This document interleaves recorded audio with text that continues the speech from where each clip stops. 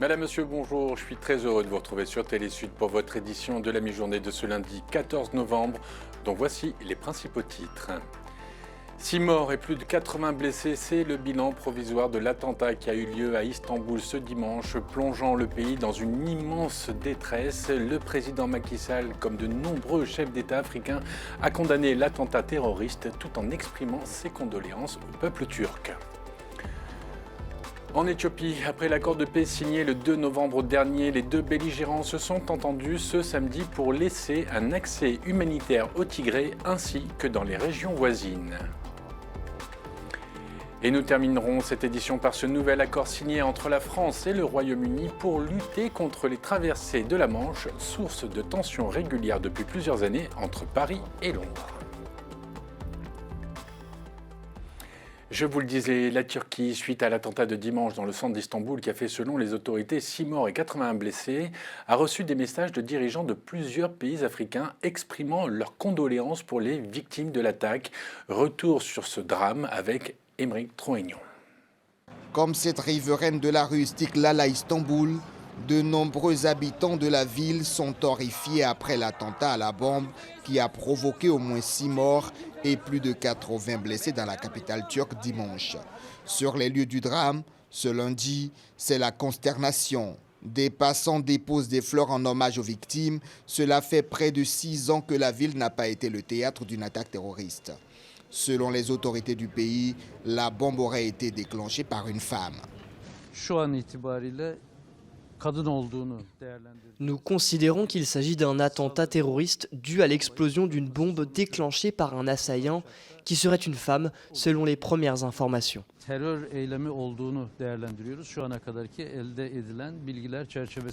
Sur le continent africain, le drame a suscité une vague d'émotions. Plusieurs chefs d'État ont adressé leurs condoléances à la Turquie endeuillée.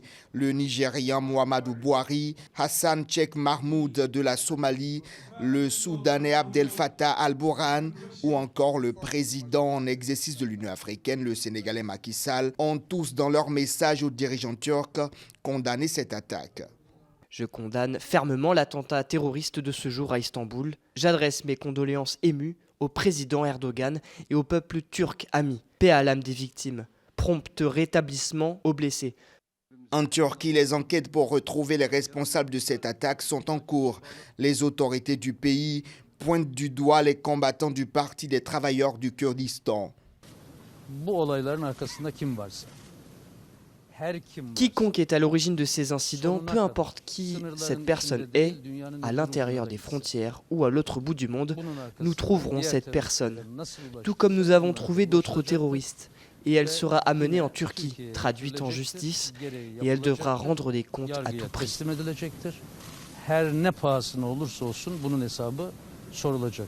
Plusieurs suspects ont été arrêtés. La femme d'origine syrienne accusée d'être à l'origine de l'explosion de la bombe a été elle aussi interpellée. Selon la police, elle aurait reconnu les faits et avoué avoir agi sur l'ordre du parti kurde. Si les autorités turques ont accepté les condoléances des présidents africains, elles ont rejeté par contre celles des États-Unis, accusées de soutenir le Parti des travailleurs du Kurdistan.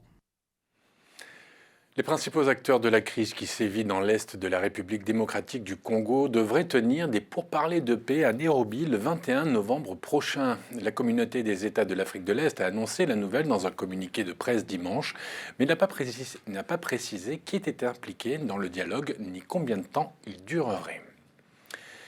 Les rebelles du Tigré et les autorités fédérales éthiopiennes se sont mises d'accord samedi pour apporter une aide humanitaire à tous ceux qui en ont besoin dans la région du Tigré, dans cette région en proie à une guerre meurtrière depuis 2 ans. Une déclaration qui survient suite à l'accord de paix signé à Pretoria le 2 novembre dernier. Les explications avec Valentine Exantus. Devant les caméras et sous le regard des médiateurs, cette poignée de main scelle un nouvel accord entre rebelles et autorités fédérales de l'Éthiopie. L'accord signé samedi par le chef d'État des forces armées éthiopiennes et le commandant en chef des forces rebelles du Tigré prévoit un accès humanitaire à tous ceux dans le besoin au Tigré et dans les régions voisines. Le document signé avec effet immédiat prévoit également des garanties de sécurité pour les travailleurs humanitaires. Je suis encouragé par le fait que les deux parties reconnaissent la nécessité pour le peuple éthiopien, d'où qu'ils viennent, d'avoir une aide humanitaire aujourd'hui, d'avoir de la nourriture, des médicaments et de reprendre ses activités. L'accord sur l'accès humanitaire intervenu ce week-end fait suite aux discussions à Nairobi sur la mise en œuvre de l'accord de paix global, signé le 2 novembre dernier à Pretoria. Depuis la signature de l'accord du 2 novembre, qui prévoit notamment le désarmement des forces rebelles, le rétablissement de l'autorité fédérale au Tigré et l'acheminement de l'aide, beaucoup de voix s'étaient émues de la lenteur dans la mise en œuvre des dispositions de l'accord. Au Tigré, rien ne bouge en termes d'aide alimentaire ou de médicaments. Et vous pouvez imaginer que de nombreuses personnes meurent de maladies traitables. De nombreuses personnes meurent de faim. Au lendemain de la déclaration commune pour faciliter un accès humanitaire à tous ceux dans le besoin au Tigré et dans les régions voisines, Tedros Adhanom Ghebreyesus a salué sur son compte Twitter le résultat des négociations. Le patron de l'Organisation mondiale de la santé, lui-même tigréen et ancien haut responsable du parti dont sont issues les autorités rebelles, a souligné combien les gens avaient un besoin massif d'assistance sanitaire dans cette région du pays. En Égypte, après une semaine de négociations de la COP27, le clivage entre pays riches responsables du réchauffement climatique et pays pauvres appelant à l'aide pour y faire face reste criant, malgré un accord quasi unanime sur l'urgence de réduire les émissions. Pour la ministre de l'Environnement des Maldives, Aminat Chona, le plus gros problème est le manque de volonté politique ainsi que la réticence à voir l'urgence climatique. Le Mozambique n'a jamais caché ses ambitions de devenir l'un des premiers producteurs mondiaux de gaz. C'est dans cette perspective que le président Nyusi a annoncé le début des exportations de gaz naturel liquéfié produit au large de la province du Cabo Delgado dans le nord du pays. Si une première cargaison est sortie de l'usine, qu'en sera-t-il à l'avenir étant donné que la province du Cabo Delgado est en proie à une violente insurrection armée depuis 2017 ? On écoute le président Nyusi. C'est avec un grand honneur que j'annonce le début de la première exportation de gaz naturel liquéfié produit dans le Rovuma au Mozambique par le projet Coral Sol FLNG. Le navire du promoteur britannique quitte les eaux mozambicaines pour le marché international. La réalisation de cette entreprise internationale est un signe de la reconnaissance par le marché que le Mozambique offre un environnement stable, transparent et prévisible pour la réalisation d'investissements de plusieurs milliards où la haute technologie se distingue afin de monétiser les ressources dans une phase de transition énergétique. Donc il doit apporter la fierté à tous les Mozambicains.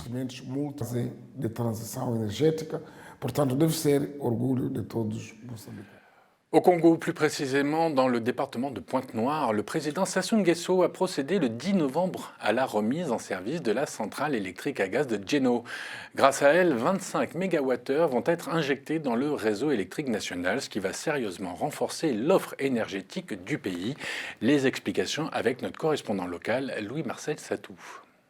Dans le département de Pointe-Noire, conformément à son agenda de travail, le président de la République, Denis Sassou Nguesso, a procédé à la remise en service de la centrale électrique à gaz de Djeno. Celle-ci intervenant 21 mois après ses travaux d'extension exécutés par la société turque AXA Énergie Congo. 25 MW vont être injectés dans le réseau électrique national, 50 MW à moyen terme dans le but de renforcer l'offre de l'énergie dans le pays. Avec cette centrale, le Congo apporte une contribution sans cesse croissante dans le cadre de la boucle de l'amitié énergétique interconnectant la République du Congo, la République démocratique du Congo et la République d'Angola, a indiqué le ministre de l'Énergie et de l'Hydraulique, Émile Ouosso.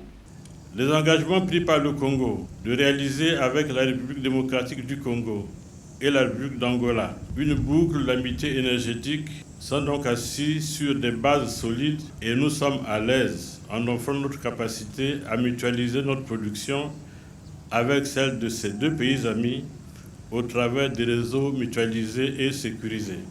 Pour nos besoins domestiques, nous étudions les mécanismes de soutien prioritaire au secteur minier, qui est un véritable levier pour notre économie nationale, avec l'électricité qui sera produite par les nouveaux barrages dont les sites sont proches de sites miniers. Le président de la République a également visité le site d'exploitation de la société pétrolière chinoise Winghua, une entreprise intégrée dans le secteur de l'énergie, tout en combinant chimie, pétrochimie, matières premières et mines. Il est installé au Congo depuis mars 2015. Le projet connexe d'aquaculture, dont l'objectif est la reproduction des alevins de poissons, a marqué un terme à cette visite de Denis Sassou Nguesso. Au Bénin, la Confédération syndicale des travailleurs du pays a organisé le 11 novembre un meeting de protestation contre les restrictions du droit de grève pour réclamer des mesures contre la vie chère et les hausses des prix. Pour les manifestants, il est temps que le gouvernement se penche sur la question et trouve des solutions définitives. L'opposition du Somaliland qui ne reconnaît plus son président, 800 cas de Covid à bord d'un paquebot qui a accosté dans le port de Sydney et la Slovénie qui a élu hier l'avocate Nataša Pirc-Musar à la présidence du pays. C'est le reste de l'actualité préparée pour vous par Lorraine Mabou. Au Somaliland, l'opposition assure qu'elle ne reconnaît plus depuis dimanche le gouvernement en place et son président. Dans cette région de la Corne de l'Afrique, autoproclamée république indépendante en 1991, la date du 13 novembre aurait dû être celle des élections présidentielles. Mais officiellement, faute de moyens financiers, le gouvernement n'a pas pu organiser les élections. Conséquence, le mandat de l'actuel président, élu en 2017, a été prolongé de 2 ans par la Chambre haute du Parlement. C'est cette prolongation qui est rejetée par l'opposition. Ce rejet de l'extension du mandat alimente les inquiétudes quant à un possible retour des tensions dans la région. L'avocate Nataša Pirc-Musar, 54 ans, a été élue présidente de la Slovénie. C'est la première femme à diriger le pays. Avec 54% d'intention de vote, elle distance son rival conservateur Anže Logar, 46% selon les résultats de la commission électorale. Le soir de sa victoire, Nataša Pirc-Musar a insisté sur sa confiance de l'Union européenne dont la Slovénie est membre depuis 2004. Elle sera officiellement investie dans ses fonctions le 23 décembre. Quelques 800 cas de Covid-19 ont été détectés à bord d'un navire de croisière qui a dû accoster samedi dans le port de Sydney en Australie. Le Majestic Princess se situait à mi-chemin d'un voyage de 12 jours lorsqu'une flambée de contamination a été constatée à bord, et ce malgré des mesures les plus rigoureuses et les plus strictes adoptées à bord, a déclaré Marguerite Fitzgerald, présidente de la compagnie de croisière Carnival Austria. Plusieurs paquebots de la compagnie avaient déjà été frappés par des contaminations au début de la pandémie. 3300 passagers se trouvent à bord du navire. Retour en France vendredi, après avoir rencontré 4 militants iraniens à l'Élysée, Emmanuel Macron a pris une position ferme en se disant favorable à des sanctions ciblées visant des personnalités du régime qui ont une responsabilité dans la répression que subit le pays, répression qui aurait déjà coûté la vie à plus de 300 personnes. On écoute le président français. Je pense qu'à mesure que les choses avancent, la question évidemment se posera de plus en plus. Je suis en tout cas favorable à ce que nous ayons une réaction diplomatique forte et des sanctions sur les personnalités du régime qui ont une responsabilité dans ce qui se passe et dans la répression de cette révolution. Et la grande difficulté, vous savez, dans ces cas-là, c'est d'être sûr que les sanctions ont une efficacité, qu'elles ne pèsent pas sur la population, on y veille toujours, et d'être sûr que vous sanctionnez les bonnes personnes, c'est-à-dire celles et ceux qui sont au cœur du système. Je vous l'annonçais en titre, la France et le Royaume-Uni ont signé un nouvel accord pour lutter ensemble contre les traversées de migrants de la Manche. Un accord qui survient au lendemain de l'annonce par le ministère de la Défense britannique d'un nombre record de migrants, plus de 40 000 ayant traversé la Manche depuis le début de l'année. Mathieu Nicolas. C'est au petit matin que le ministre français de l'Intérieur Gérald Darmanin a accueilli son homologue britannique Suella Braverman. Ensemble, les deux ministres ont paraphé un nouvel accord entre la France et le Royaume-Uni pour lutter contre les traversées de migrants dans la Manche. En 2021, le Royaume-Uni et la France ont collaboré pour lutter contre l'immigration irrégulière en empêchant plus de 23 000 traversées d'embarcations de fortune et plus de 30 000 cette année. Cependant, le nombre de tentatives de traversée continue d'augmenter. En conséquence, le Royaume-Uni et la France intensifieront leur coopération en vue de rendre la route des embarcations de fortune non viable, de sauver des vies, de démanteler les groupes criminels et de prévenir et de dissuader la migration irrégulière dans les pays de transit ainsi que plus en amont. Poison de la relation entre la France et le Royaume-Uni, la lutte contre l'immigration illégale fait désormais l'objet d'une stratégie commune. Les 2 points principaux de cet accord sont une enveloppe de plus de 72 millions d'euros que devront verser les Britanniques en 2022-2023 à la France. Paris, en contrepartie, s'engage à augmenter de 40% ses forces de sécurité, soit 350 policiers et gendarmes supplémentaires sur les plages d'où partent les migrants à destination des côtes britanniques. Mais aucun objectif chiffré d'interception de bateaux ne figure dans cet accord. Les ministres suivront de près l'impact de ces mesures et leur mise en œuvre par le biais d'un comité mixte de suivi franco-britannique. Les ministres reconnaissent que les efforts ne peuvent s'arrêter là et s'engagent à maintenir un dialogue régulier sur les autres mesures innovantes pouvant être prises pour lutter contre l'immigration irrégulière à tous les niveaux. Cette déclaration sera le fondement d'un partenariat plus ambitieux et plus complet entre nos 2 pays dans la perspective du sommet franco-britannique de l'année prochaine. Dans ce texte, Londres et Paris se sont également fixés pour but de déployer des ressources technologiques et humaines, dont des drones, sur le littoral français pour mieux détecter et intercepter les bateaux. Et pour la première fois, des équipes d'observateurs seront mises en place de part et d'autre de la Manche. Londres et Paris multiplient les efforts pour stopper les traversées illégales. Cette année, plus de 40 000 personnes ont traversé la Manche sur des embarcations de fortune. Un coup de projecteur maintenant sur l'Afrique qui avance avec en Zambie des éleveurs qui ont fait le choix de protéger la santé de leurs troupeaux, synonyme de revenus réguliers. Reportage. Des générations de petits fermiers ont élevé leur bétail sur les paysages vallonnés de la province sud de la Zambie. Simon Ilwindi possède un troupeau de 110 têtes, un nombre considérable par rapport à la moyenne nationale. Aujourd'hui, il reçoit la visite du vétérinaire Liliam Makossa. Simon se souvient encore de la dernière épidémie de fièvre afteuse dans la région il y a 10 ans. À cette époque, j'avais 70 bêtes et j'en ai perdu 30. J'ai aussi perdu beaucoup d'argent. J'ai dû dépenser 750 000 kwacha zambiens pour maîtriser l'épidémie. Soit plus de 120 000 $. Maintenant, la situation s'est beaucoup améliorée et Simon bénéficie d'un système de surveillance de la bonne santé de son cheptel, grâce en grande partie à un projet soutenu par des fonds internationaux. Une épidémie de fièvre afteuse est souvent synonyme de désastre financier. En 2008, 8 millions de bovins ont été touchés par la maladie à travers l'Afrique avec des pertes estimées à plus de 15 millions de $. Nous avons galéré pendant un mois. Notre production était au plus bas et nous avons eu du mal à payer les salaires. Aujourd'hui, grâce au programme de soutien qui s'élève à plus de 20 millions de $, financé en grande partie par la BAD, la Banque africaine de développement, la maladie est sur le point d'être maîtrisée. Un programme innovant qui exploite les nouvelles technologies. Avec son stylo numérique, le vétérinaire Liliam Makossa peut alerter les autorités de santé animalière instantanément en cas de nouvelle épidémie de fièvre afteuse ou autre maladie bovine. Synchronisé avec un téléphone cellulaire, ce stylo peut servir à accéder aux informations en temps réel. Les mécanismes actuels de contrôle mis en place sont très efficaces. Parfois, il peut y avoir une urgence et je ne peux pas rencontrer mon patron pour l'avertir. Avec ce système, peu importe où il est, mon patron recevra mon rapport. Jasmine Ibadjene est un cas typique d'éleveur de bétail dans la région de Monze. Il a un troupeau de 40 bêtes et dépense 10% de ses revenus, à peu près 25 $, à les faire vacciner. Avec une famille nombreuse, Jasmine sait que le bien-être des siens est lié à celui de ses bêtes.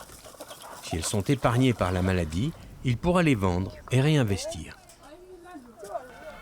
Jasmine, Elina et des centaines d'autres petits fermiers à travers l'Afrique australe savent que l'avenir peut leur réserver des surprises. Cependant, avec le soutien des chercheurs, des scientifiques et des vétérinaires, leurs chances de réussite n'ont jamais été aussi bonnes. Un reportage que vous pourrez découvrir dans son intégralité ce soir sur Télé Sud à 20h30 dans Ambition Africa. Allez, on termine cette édition avec du foot et à une semaine de la Coupe du Monde, Monaco recevait l'Olympique de Marseille hier au stade Louis II. Un grand match de la part des deux équipes qui a finalement vu l'OM s'imposer 3-2 au bout du temps additionnel avec un but à la 98e minute de Kolasinac. Avec cette victoire, les Marseillais arrachent une importante victoire en clôture de la 15e journée de Ligue 1. À noter la blessure d'Amin Harit, le milieu de terrain marocain, qui devrait manquer le mondial.